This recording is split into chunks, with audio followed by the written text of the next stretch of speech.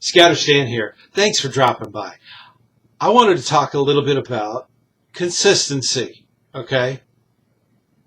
Many units meet on a given night with a given time. It's not hard, okay? And when I was growing up, I was around professional scouters, and we had a saying that they would rather be an hour early versus being a minute late. That was something that was said all the time. I had a lot of military friends tell me to be early is to be on time. And to be on time is to be late. And to be late is not acceptable. They would tell me this all the time. Get my pun? This is something we need to instill in our American youth, okay? Around the world, anywhere. We need to be on time. If you can't be on time, don't make the commitment. It's that simple. It's better to be on time than to be late, because it does several things.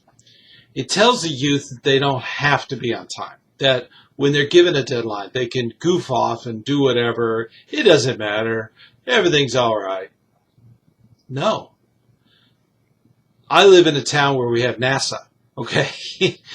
They do things on a schedule, okay? And they do launches and they do countdowns, and things have to be on time. That's true throughout the world. There are things that have to be on time. There are trains and planes and any kind of traveling that's done on a timetable. We don't want our youth to think that it's okay to be late, because it tells an employer later in life, it tells an employer that that employee that I just hired doesn't care about his job. Didn't make an effort. He's late every week. Every week he's late. Okay?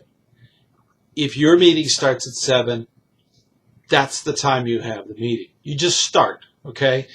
Don't delay, okay? Don't say, well, everybody shows up 5 minutes late.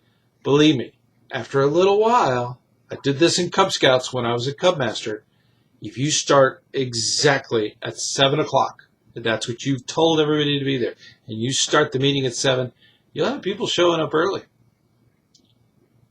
Believe it or not, they'll miss the beginning several times, and they'll have to stay out in the hall because you're doing a flag ceremony. You shut the door, and you put somebody on the other side, so to tell the people they're going to have to wait until the flag ceremony's over. You believe me, they stand in the hall because they're late. It's their fault, okay? Because they're late.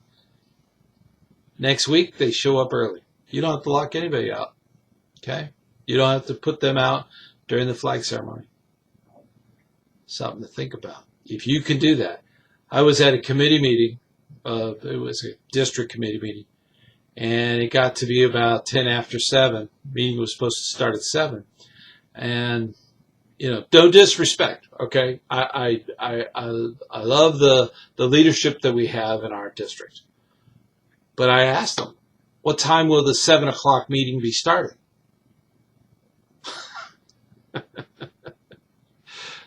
They immediately started the meeting, okay? They were, you know, coming up with all these, oh, you know, this traffic is bad, and da-da-da-da-da. So, what time is the 7 o'clock meeting going to start? That's something you need to think about. We need to instill this in our youth. That needs to be an example that we set as adult leaders, that we start our meetings on time. That way we're keeping with that commitment, okay? And very important. Do not skip meetings. Do not. That's not good. Schedule everything if you can.